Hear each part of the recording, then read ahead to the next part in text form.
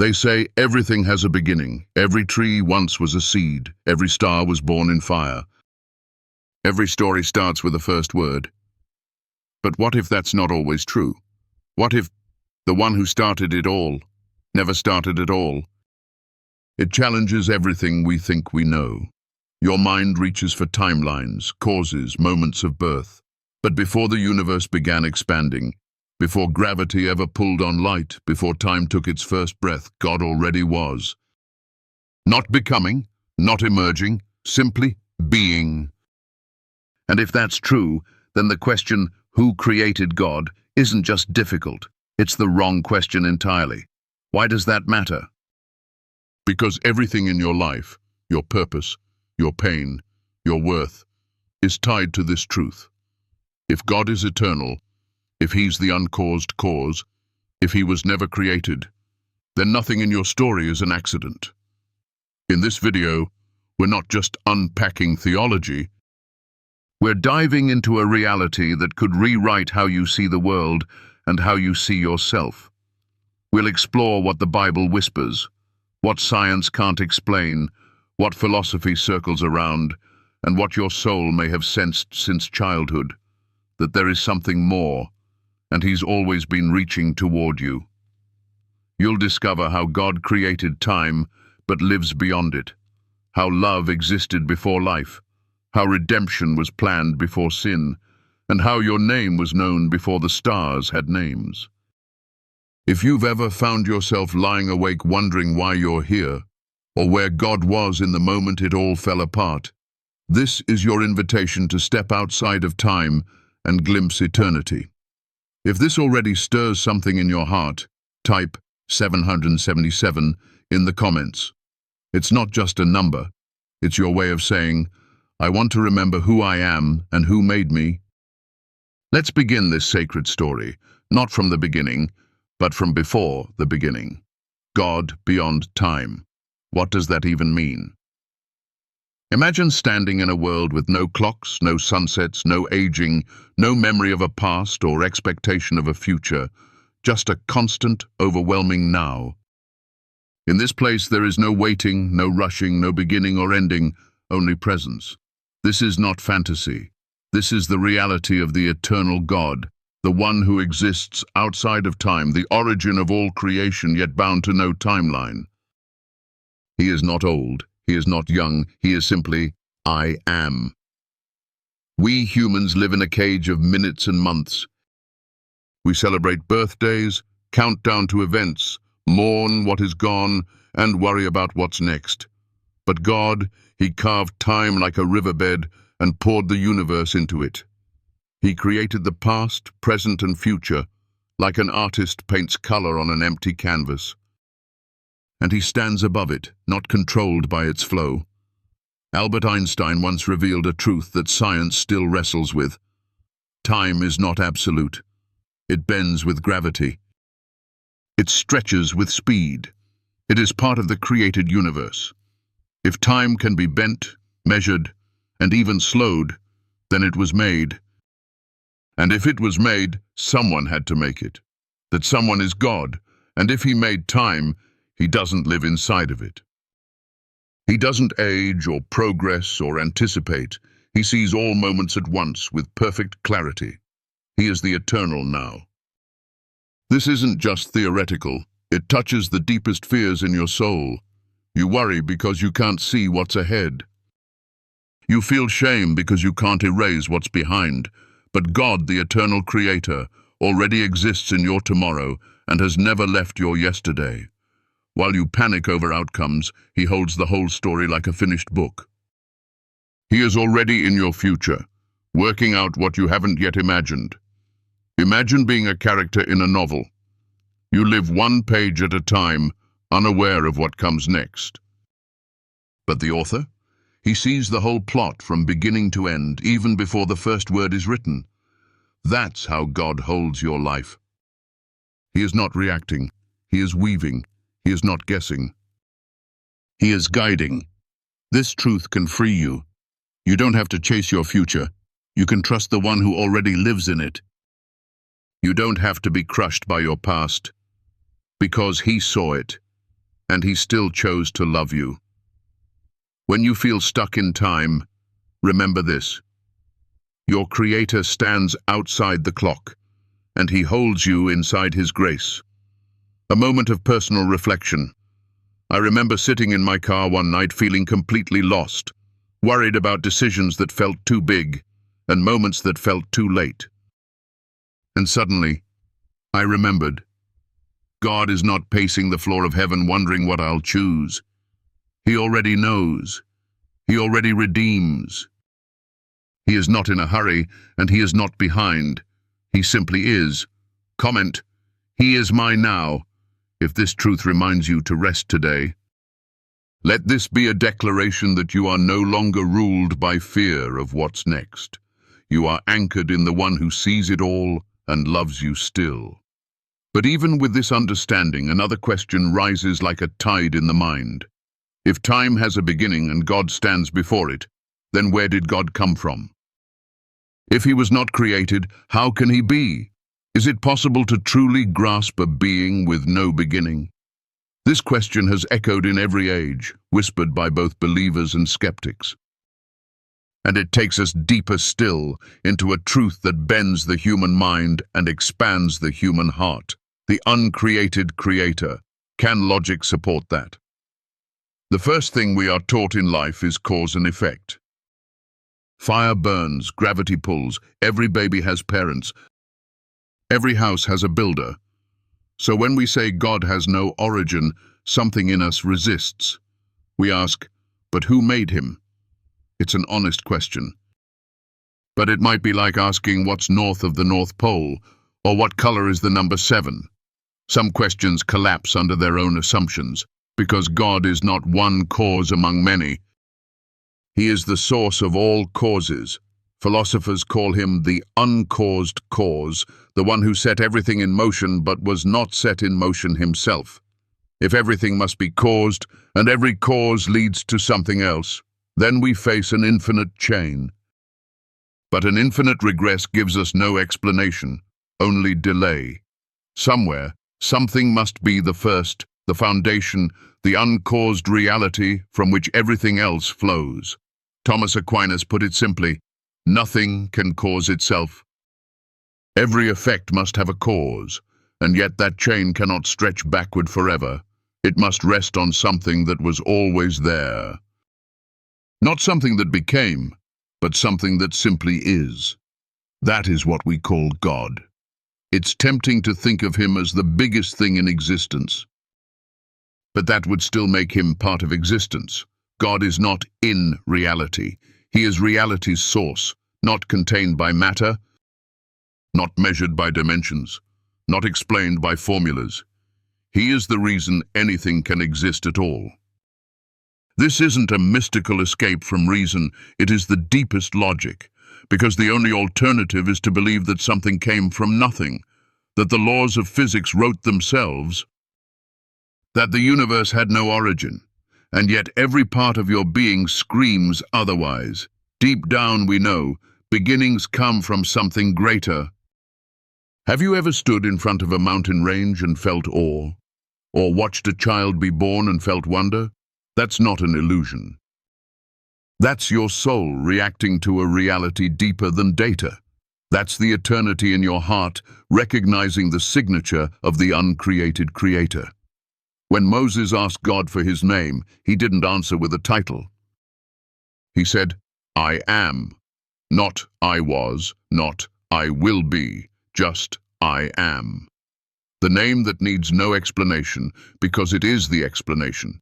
The name that whispers across all time, I exist, because I exist.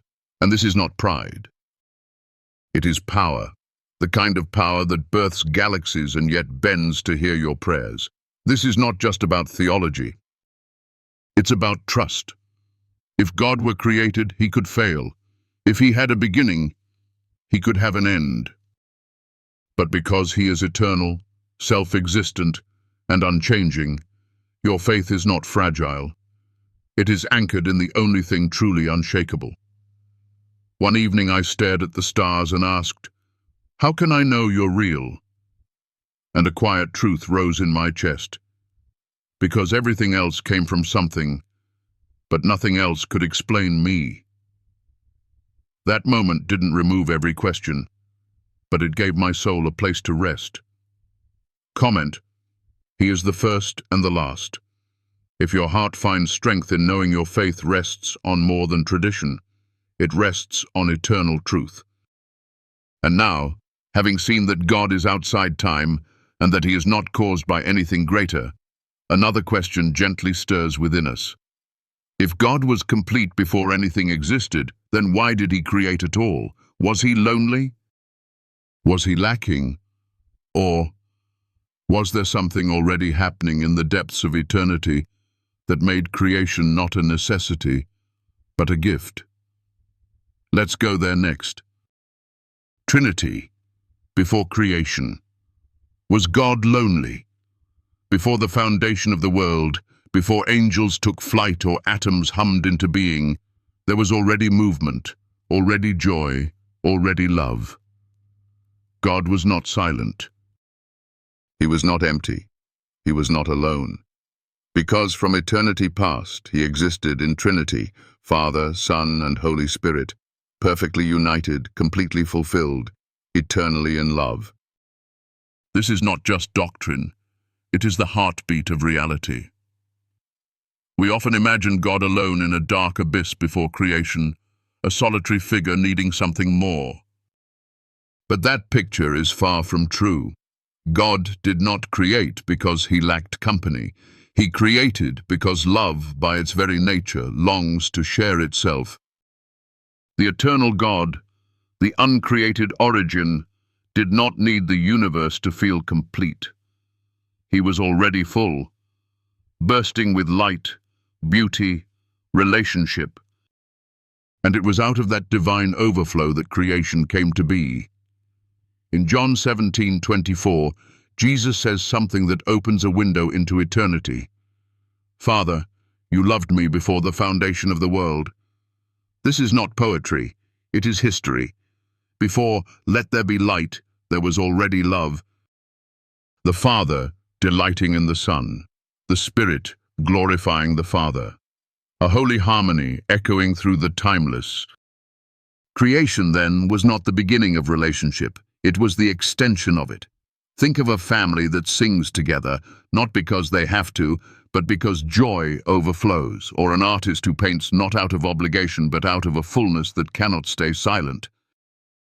That's what the Trinity is, a relationship so deep, so complete, it spills outward, not because it's broken, but because it's whole. Creation was not the result of lack. It was the result of abundance. You were born not from God's need, but from his generosity, and this matters deeply. Because if God were lonely before he made you, then your value would be tied to his weakness. But he didn't need you. He wanted you. He didn't create you to fill a hole. He created you to invite you into something already whole. The eternal love shared between Father, Son, and Spirit. Your life is not an accident. It's an invitation. And when you feel unwanted or invisible in this world, remember this. Before creation began, God imagined you in love. You are not filling space. You are responding to a divine desire that long preceded you. I once met a man who had spent years trying to earn love through work, relationships, even religious performance. He said, I always felt like I had to do something to matter. And then, with tears in his eyes, he whispered, but if I was loved before I was even born, then maybe I was never earning anything. I was just responding. That moment changed him. It can change you too. Comment: I was loved before time if your heart recognizes this truth. Let that truth wash away shame, striving, and self-doubt. Let it anchor you in the eternal embrace of the Trinity. And so now we move from divine relationship to divine expression. If God was already full, already in motion, already loving, why speak creation into being? If he didn't need it, why shape it? Why form stars, soil, and souls like yours and mine? The answer lies not in logic, but in the language of glory. Creation from eternity, not a need, but a gift. Creation did not begin as a project. It began as a song, a sacred melody born from joy, not necessity. God did not sit in silence and suddenly feel bored. He did not build the cosmos out of obligation or emptiness. No, he sang it forth, because the fullness of divine love longed to be known, to be seen, to be shared. Psalm 19:1 says, "The heavens declare the glory of God. The skies proclaim the work of his hands." Creation is not meaningless matter. It is revelation. Every sunrise whispers his beauty. Every heartbeat echoes his rhythm. Every galaxy spins in the choreography of divine generosity. Theologians have said for centuries that creation is the overflow of God's inner life. Just as a waterfall cannot help but pour, just as a flame gives light beyond itself, God, being life itself, poured out that life into form. Mountains, oceans, trees, humanity, all born from the joy of a God who delights in sharing his wonder. But let's make it personal. You were not formed as an afterthought. You were not added late to the divine plan. Ephesians 1:4 declares, "He chose us in him before the foundation of the world." That means you were already part of the vision before a single atom existed. You were not a correction. You were a calling. And that makes your life sacred, not because you're perfect, not because you achieve, but because you are part of something ancient, beautiful, and intentional. Let me tell you about a young woman I once met. She was an artist, but afraid to create. She said, "What if it's not needed? What if it's not good enough?" And I asked her, "Did God create you because he needed you?" She paused. "No," she said. "He created me because he wanted me." Then what if your art is the same? Not needed, just wanted, just gift. And in that moment, something unlocked. Because that's how creation works. It's not efficiency. It's grace made visible. Your life is grace made visible. When God said, "Let there be light," he wasn't just making stars. He was making a stage, a setting for love to unfold, a space where you could be born, be known, be loved, and love him back. Time was carved not to trap you, but to give you room to become, to choose, to grow, to reflect the one who made you in his image. Even the complexity of the world, the physics, the beauty, the tension, tells us something. This wasn't made haphazardly. It was crafted, layer by layer, like a master composer writing a score not for noise but for harmony. And you, my friend, are not a background note. You are a melody he wrote into eternity. Comment, "My life is a gift," if your soul is remembering what it forgot. That you are not here just to survive. You are here to reveal the generosity of God in living form. And now the story deepens. Because if God created out of love, what happens when that love is rejected? If creation was born from glory, how did it break? And did God know it would? If so, did he plan a rescue not after the fall, but long before? This leads us to a truth both heartbreaking and healing, that redemption was written into the story before sin ever arrived. Let us go there next. Redemption before sin, the lamb slain, before time, before the serpent spoke, before the garden fell silent with shame, before dust remembered it was dust, there was already a cross. Before any sin was ever committed, love had already written the remedy. Redemption was not plan B.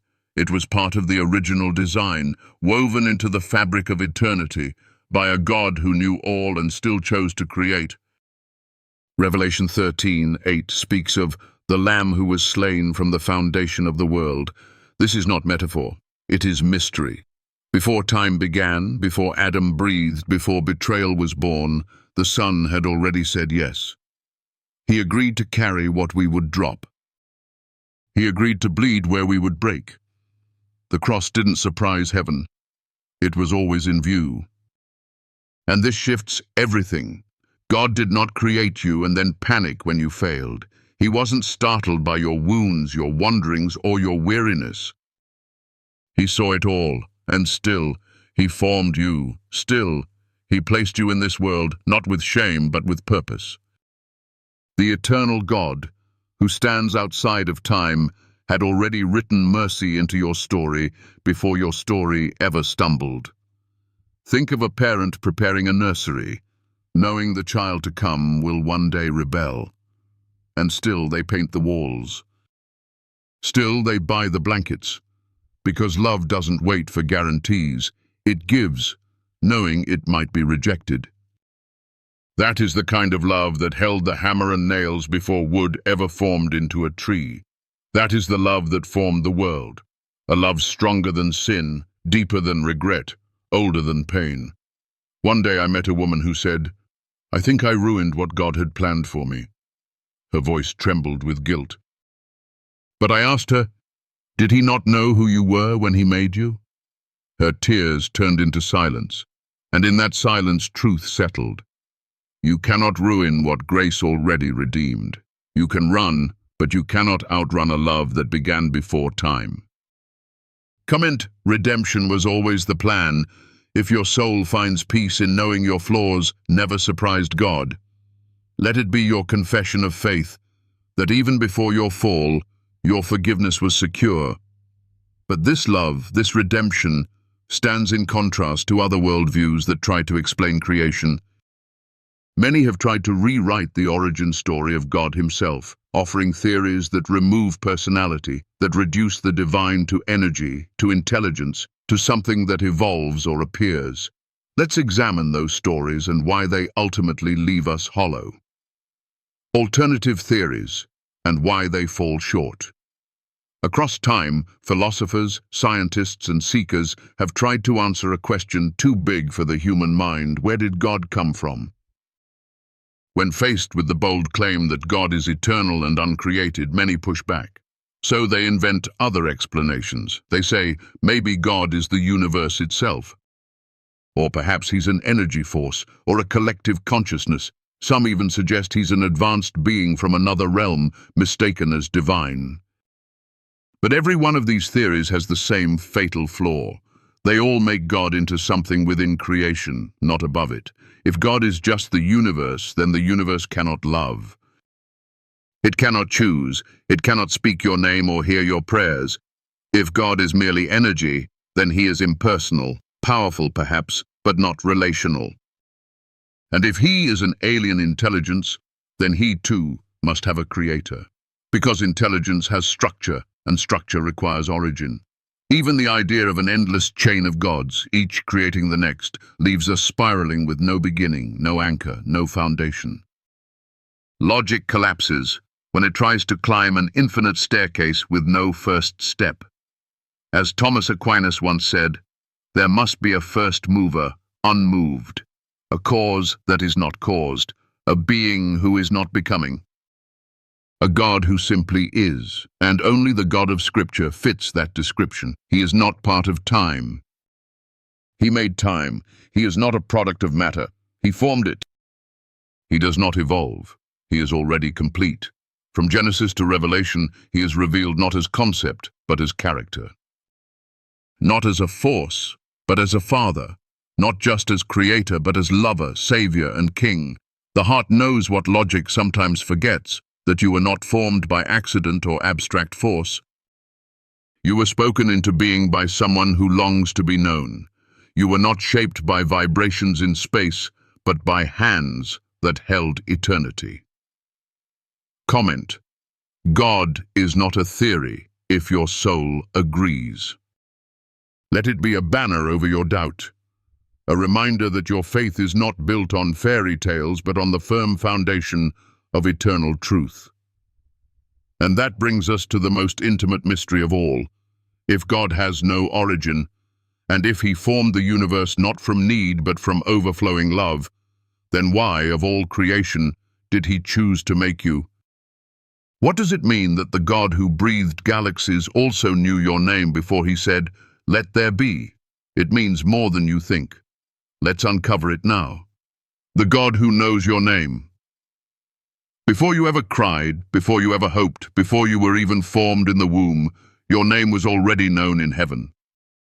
The eternal God, unbound by time and untouched by decay, thought of you deeply, personally, joyfully, not as one among many, but as someone irreplaceable. Ephesians 1:4 says, "He chose us in him before the foundation of the world." That means before stars had names, you had one. Before time ticked its first second, your life was written on eternity's heart. This isn't poetic comfort. This is the framework of your identity. You are not a mistake. You are not a side effect of cosmic luck. You were crafted by love and called by name. There is no one like you, not in this world, not in any world. You were born from a vision, not just biology. When you doubt your value, remember this: the one who flung the galaxies into place also numbered your hairs. When you wonder if your life matters, remember, the timeless one stepped into time just to be near you. When you feel invisible, remember, you are already seen before the light ever touched the earth. A young boy once asked his father, "Why did God make me?" The father knelt, held his son's face and said, "Because he couldn't imagine eternity without you." That's the truth. You were wanted before you were needed. You were planned before you were born. You were loved before you could love back. And that changes how you live. You no longer walk like a shadow hoping for light. You walk as someone carrying the light. You no longer seek meaning as if it's lost. You embody meaning because your life began in the mind of God. Comment, "He knows my name," if this truth sinks deep into your heart. Let it be your response to a God who has never forgotten you, not even for a moment. And so, from before time to beyond time, from the lamb slain to the breath in your lungs, one truth rises above all. You were made by the Eternal One for eternal relationship.